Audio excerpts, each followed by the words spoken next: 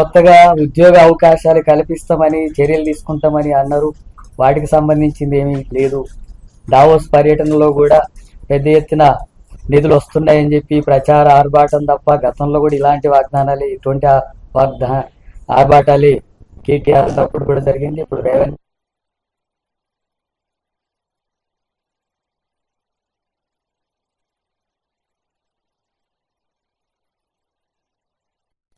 వాటి మీద కోట్ల రూపాయల వ్యాపారం చేసుకోవడానికి ఉపయోగించేటటువంటి చర్యలు తప్ప నిధులు వచ్చి పరిశ్రమలు పెట్టి ఉద్యోగ అవకాశాలు కల్పించడానికి కావలసినటువంటి ఎలాంటి స్పష్టమైనటువంటి వైఖరి విధానాలు లేనటువంటి పరిస్థితి కొనసాగుతుంది. అట్లాగే రాష్ట్రంలో అత్యధిక మంది కార్మికులు అసంఘటిత కార్మికులు ఉన్నారు. వాళ్ళ కనీస వేతనం 26,000 కావాలని చెప్పి అంటుంటే వాటి గురించి పట్టించుకోవడం లేదు. వాటి గురించి చట్టాలు తీసుకురావడం లేదు. వాటికి సంబంధించినటువంటి అంశాల మీద కూడా రేవంత్ రెడ్డి ప్రభుత్వం స్పందించడం లేదు. అట్లాగే ఉపాధి కూలీలు గ్రామీణ ప్రాంతాల్లో ఉండేటటువంటి ఉపాధి కూలీలకు పని కల్పించే విషయంలో ఎన్నికలప్పుడేమో వాగ్దానం చేశారు. మేము 400 రూపాయలు ఇస్తాం రోజుకు, 150 రూపాయలకు 150 రోజులు పని కల్పిస్తామని చెప్పారు. పట్టణ ప్రాంతాల్లో మున్సిపాలిటీస్లో కూడా ఉపాధి కూలీ పని కల్పిస్తామని వాగ్దానం చేశారు.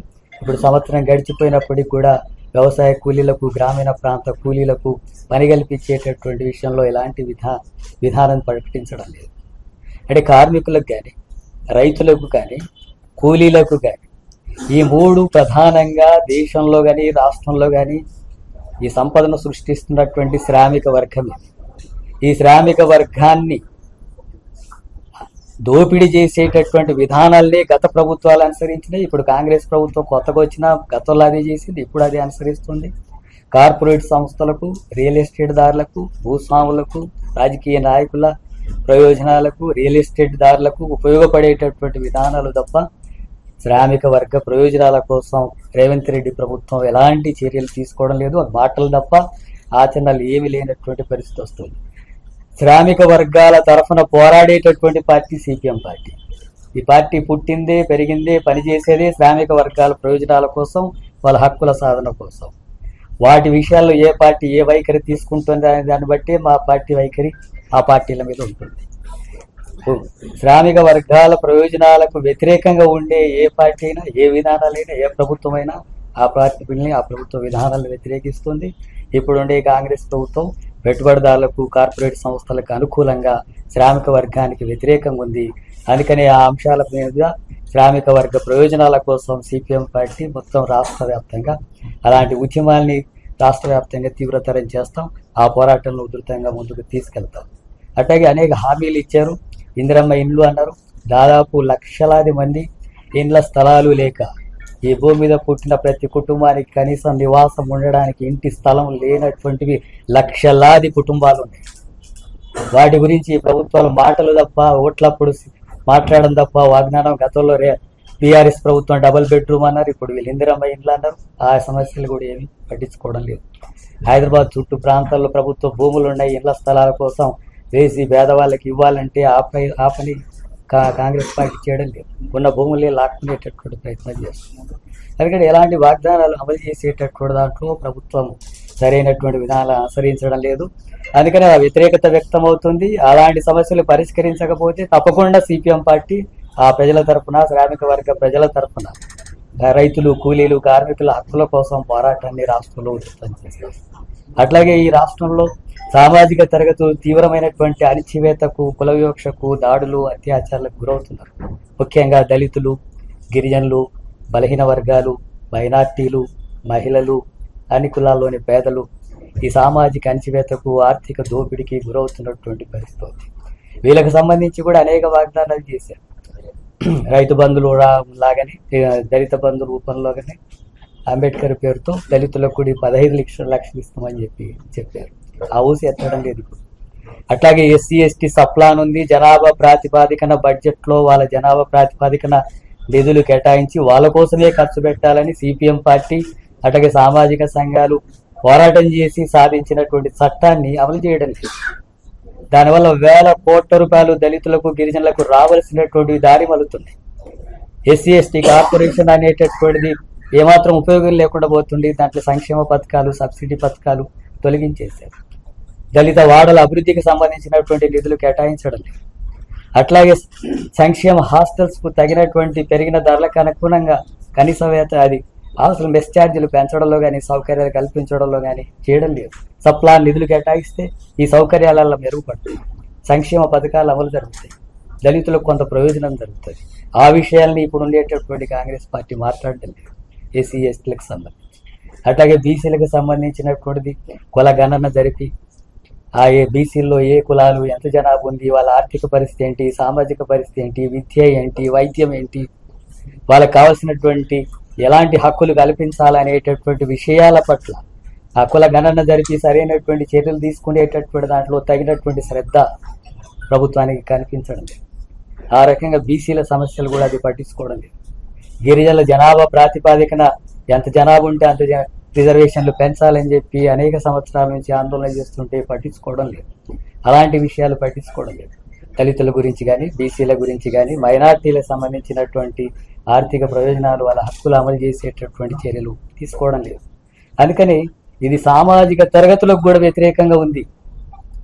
ఒకవైపు శ్రామిక వర్గానికి వ్యతిరేకమైన విధానాలు అనుసరిస్తుంది, పెట్టుబడిదారులకు, కార్పొరేట్ సంస్థలకు అనుకూలంగా ఉంటూ శ్రామిక వర్గాల్ని అణచివేస్తూ దోపిడీ కార్మికులు. ఇట్లా రెండో వైపు సామాజిక తరగతులకు, ఎస్సీ ఎస్టీ బీసీ మైనార్టీలకు, మహిళలకు వ్యతిరేకంగా ఉంది. వాళ్ళ హక్కుల్ని కాపాడేటటువంటి చర్యలు తీసుకోవడం లేదు. అందుకని సిపిఎం పార్టీ ఈ రాష్ట్రంలో శ్రామిక వర్గాల మీద జరుగుతున్నటువంటి ఆర్థిక దోపిడీకి వ్యతిరేకంగా, సామాజిక తరగతుల మీద జరుగుతున్నటువంటి సామాజిక అణచివేత దాడులకు వ్యతిరేకంగా, సామాజిక ఆర్థిక రంగాల్లో జరుగుతున్నటువంటి అంశాల మీద కలిపి పోరాటం చేసి సామాజిక న్యాయం కోసం, అట్లాగే ఆర్థిక దోపిడీకి వ్యతిరేకంగా ఈ తరగతులంతా, ఈ వర్గ ప్రజలంతా కూడా సంఘటితం చేసి ఆ పోరాటాలని, వర్గ పోరాటాలని ఉధృతంగా ముందుకు తీసుకెళ్లడానికి కావాల్సినటువంటి ప్రణాళికను ఈ మహాసభలో రూపొందించుకోవడం జరిగింది. అలాంటి పద్ధతిలో రాష్ట్రంలో ఒక బలమైనటువంటి ఉద్యమాన్ని, శ్రామిక వర్గాల్ని, అణచివేత గురవుతున్నటువంటి తరగతుల్ని సంఘటితం చేసి ఆ పోరాటాన్ని ముందుకు తీసుకెళ్లేటటువంటి ప్రయత్నం చేయబోతున్నాం. అట్లాగే మరో ముఖ్యమైనటువంటి అంశం బీజేపీకి సంబంధించినటువంటి విషయం. రాష్ట్రంలో బీజేపీ విస్తరిస్తుంది, మతోన్మాద రాజకీయాలు విస్తరిస్తున్నాయి, మత ఘర్షణలు సృష్టించే కార్యక్రమం జరుగుతుంది. ఒకవైపు పేద వర్గాలకు అంటే శ్రామిక వర్గానికి, పెట్టుబడిదారులకు మధ్య వైవిధ్యం ఉండి ఈ దోపిడీ కొనసాగుతుంటే, సామాజిక అణచివేతకు వ్యతిరేకంగా, ఆధిపత్య ధోరణులకు వ్యతిరేకంగా సామాజిక తరగతులు పోరాటం చేస్తుంటే, ఈ రెండు పోరాటాలను పక్కదారి పట్టించడానికి బీజేపీ, ఆర్ఎస్ఎస్ మతోన్మాద రాజకీయాలను ముందుకు చేస్తుంది. ఈ రెండు పోరాటాన్ని పక్కదారి పట్టించడానికి మతం ముసుగు తగిలించి ఆ పోరాటాలు చేసి, ఇటు ఆర్థిక దోపిడీకి వ్యతిరేకంగా జరిగే పోరాటాలు, సామాజిక న్యాయం కోసం జరిగే పోరాటాలను పక్కదారి పట్టించి ఆ రకంగా ఈ రెండు పోరాటాలకు వ్యతిరేకంగా బీజేపీ వ్యవహరిస్తుంది, మత ఘర్షణలు సృష్టిస్తుంది. అందుకని వీటి బీజేపీ యొక్క ప్రమాదాన్ని కూడా ప్రజల్లోకి తీసుకెళ్లి బీజేపీని నిలువరించేటట్టుగా, రాష్ట్రంలో ఎదగనివ్వకుండా, మతోన్మాద రాజకీయాల నుంచి ప్రజలు దూరం అయ్యేటట్టుగా, వాటిని వ్యతిరేకించేటట్టుగా ప్రజలను చైతన్యవంతం చేయడమే కాకుండా మతోన్మాదానికి వ్యతిరేకంగా పోరాడేటటువంటి శక్తులనంతా కూడా, లౌకిక శక్తులనంతా కూడా కలిపి పోరాటాన్ని ముందుకు తీసుకెళ్లాలని చెప్పి మహాసభలో నిర్ణయించుకోవడం అనేది జరిగింది. అందుకని లౌకిక శక్తులంతా కూడా బీజేపీ విధానాలకు, మతోన్మాద విధానాలకు వ్యతిరేకంగా జరిగే పోరాటంలో అలాంటి విస్తృతమైనటువంటి పోరాటాన్ని ఈ రాష్ట్రంలో తీసుకెళ్తాం. మతోన్మాద రాజకీయాలను అడ్డుకుంటాం. తప్పకుండా ఆ విషయంలో సిపిఎం పార్టీ శ్రేణులు అందరికంటే ముందుగా బలమైనటువంటి పోరాటాలను తీసుకెళ్ళబోతున్నాం. ఇవి ప్రధానంగా జరిగేటటువంటి విషయాలు. అట్లాగే రాష్ట్రంలో ప్రతిపక్ష పార్టీగా బీఆర్ఎస్ ఉంది. వాటి సమస్యల మీద కొంత ఆందోళనలు ఇలాంటివి చేస్తున్నారు. కానీ బీజేపీ పట్ల స్పష్టమైనటువంటి వైఖరి ప్రకటించడం లేదు. బీజేపీ మాకు రాజకీయంగా వ్యతిరేకమైనది, అది లౌకిక భావాలకు వ్యతిరేకంగా ఉంది, రాజ్యాంగ హక్కులకు వ్యతిరేకంగా ఉంది, దాన్ని వ్యతిరేకించడం మా రాజకీయ విధానం అని చెప్పి కేసీఆర్ ఎక్కడ ప్రకటించడం లేదు. ఆ విధానాలు ప్రకటించకపోతే బీఆర్ఎస్ పార్టీకి సంబంధించినటువంటి రాజకీయ విధానం సరైనటువంటి పద్ధతిలో రాష్ట్ర ప్రజలకు ప్రయోజనకరంగా ఉండేటటువంటి విషయంగా మేము భావించడం లేదు. అందుకని బీజేపీ పట్ల బీఆర్ఎస్ ఎలాంటి వైఖరి ప్రకటిస్తుంది అనే దాన్ని బట్టి ఆ బీఆర్ఎస్ పట్ల మా వైఖరి ఉంటుంది అనేటటువంటి విషయాల్ని ఇక్కడ తీసుకోవడం జరిగింది. అలాగే వీటితో పాటు మా పార్టీ సొంతగా బలపడేటటువంటి కార్యాచరణ, ఉద్యమ కార్యాచరణను తీసుకుంటున్నాం. సొంతగా మా పార్టీ బలపడాలి, సొంతగా మా పార్టీ విస్తరించాలా, సొంతగా బలపడాలా, విస్తరించాలన్నప్పుడు ప్రజా సమస్యల మీద పోరాటాన్ని ఉధృతంగా చేయాలనేది మా సభల్లో నిర్ణయించుకున్నాం.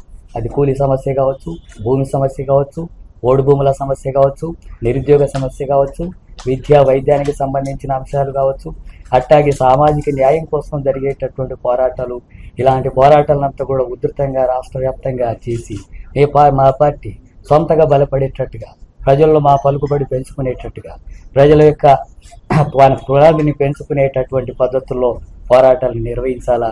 ఆ రకంగా సొంత శక్తిని పెంచుకునేదానికి మొదటి ప్రాధాన్యత ఇవ్వాలని చెప్పి మా సభలో నిర్ణయించుకున్నాం. అలాంటి పోరాటాలు ఇప్పుడు మీరు భవిష్యత్తులో చూడబోతారు. అలాంటి పోరాటాలు రాష్ట్ర వ్యాప్తంగా గ్రామాన పట్టణాల్లో బస్తీల్లో ఇలాంటి పోరాటాలు, మిలిటెంట్ పోరాటాలకు కూడా మా పార్టీ శ్రేణులు, ప్రజా సంఘాలు సన్నద్ధం అవుతున్నాయి. ఆ రూపంలో కార్యాచరణ కూడా ఉండబోతుంది. అలాగే రాష్ట్రంలో వామపక్ష పార్టీలు ఉన్నాయి. వామపక్ష శక్తులనంతా కూడా సంఘటితం చేసుకుంటూ ఒక ప్రత్యామ్నాయ రాజకీయాలని ముందుకు తీసుకొచ్చేటటువంటి ప్రయత్నం చేయబోతున్నాం. కాంగ్రెస్ కానీ, బీఆర్ఎస్ కానీ, బీజేపీ కానీ, ఇంకొక పార్టీ కానీ, అవి ఒక పార్టీకి వేరువేరు పార్టీలు కాబట్టి కానీ విధానాల పరంగా చూసినప్పుడు అవన్నీ కూడా ఒకే విధానాలు, ఆర్థిక విధానాలు కానీ ఇతర విషయాలు. అందుకని అవి ప్రత్యామ్నాయం కాదు. ప్రత్యామ్నాయ విషయాల మీద ఆ పార్టీలు, అంటే శ్రామిక వర్గాల కొరకు, సామాజిక న్యాయం కోసం ఆ పార్టీల వైఖరి భిన్నంగా ఏముండదు, అన్ని కలిపి ఒకే రూపంలో ఉంటుంది. అందుకని ఈ బూర్జువా పార్టీలకు వ్యతిరేకంగా సిపిఎం పార్టీ, వామపక్షాలంతా కూడా కలిపి ఒక ప్రత్యామ్నాయ రాజకీయాలను ముందుకు తీసుకురావడానికి ప్రజల తరఫున, అది ఎంత చిన్న శక్తిగా ఉండని గాక, కానీ ప్రత్యేకమైనటువంటి ప్రజా సమస్య, ప్రత్యామ్నాయ రాజకీయ విధానాలని ముందుకు తీసుకొచ్చేటట్టుగా. ఈరోజు విద్య ఉంది, వాళ్ళు విద్య వ్యాపారంగా చేస్తారు. మేము విద్య ఉచితంగా ఇవ్వాలని చెప్పి అంటాం. వైద్యం వాళ్ళు మనుషుల ప్రాణాలకు విలువ ఇవ్వరు. మందులు ఉన్నా సరే, డాక్టర్లు గుండె తీసి గుండె పెట్టగలిగిన డాక్టర్లు ఉన్నా సరే, పేదవాడు చనిపోతుంటే పట్టించుకునేటటువంటి విధానం ఇప్పుడు లేదు. కానీ వైద్యం ఉచితంగా ఉండాలని చెప్పి మేము అంటున్నాం. విద్య ఉచితంగా ఉండాలి, వైద్యం ఉచితంగా ఉండాలి, లేదా దానికి అనేటటువంటి వ్యత్యాసంతో సంబంధం లేకుండా ఉండాలి. ఉపాధి అవకాశాలు కల్పించేటటువంటి విధానాలు ఉండాలి. సామాజిక న్యాయం అమలు జరిగేటట్టుగా ఉండాలి. మహిళల హక్కుల్ని కాపాడేటట్టుగా, అత్యాచారాలను అరికట్టేటటువంటి విధానాల పట్ల చిత్తశుద్ధితో ఉండేటటువంటి ఉండాలి. ఇలాంటి విషయాల పట్ల ఈ బూర్జువా పార్టీలు అనుసరిస్తున్నటువంటి పూర్తిగా భిన్నమైనటువంటి మాటలకు, ఆచరణలకు భిన్నమైన ఇంతకాలం అదే కొనసాగుతుంది. రాజ్యాంగం అమల్లోకి వచ్చిన తర్వాత కానీ రాష్ట్ర ప్రభుత్వాలు మారుతున్నప్పుడు కూడా ఇలాంటి వైఖరి తప్ప భిన్నంగా ప్రత్యామ్నాయం ఏమీ లేదు. అలాంటి ప్రత్యామ్నాయ రాజకీయాల కోసం వామపక్షాలంతా కూడా సంఘటితం చేసుకొని అలాంటి బలమైనటువంటి పోరాటాలను కూడా రాష్ట్రంలో ముందుకు తీసుకోవాలని చెప్పి భావిస్తున్నాం. మీడియా మిత్రులందరూ కూడా దీనికి సహకరించాలి. మా పార్టీ బలోపేతాన్ని మేము ప్రజల కోసం, ముఖ్యంగా శ్రామిక ప్రజల కోసం, అనగారినటువంటి తరగతుల పక్షాన్ని నిలబడి పోరాడుతున్నటువంటి పార్టీ ఇది. ఈ పార్టీకి మీడియా నుంచి కానీ, పత్రికల నుంచి మా పోరాటాలకు, మా పార్టీ విధానాలని ప్రజల్లోకి తీసుకెళ్లడానికి మీ సహాయ సహకారాలు కూడా ఇవ్వాలని, అందించాలని, ఆ రకంగా ప్రజలకు న్యాయం జరిగేటటువంటి విషయాలకు మీడియా మద్దతు అవసరం. ఆ రకంగా మీరందరూ కూడా మద్దతు ఇస్తారని చెప్పి ఆశిస్తూ ముగిస్తున్నాను.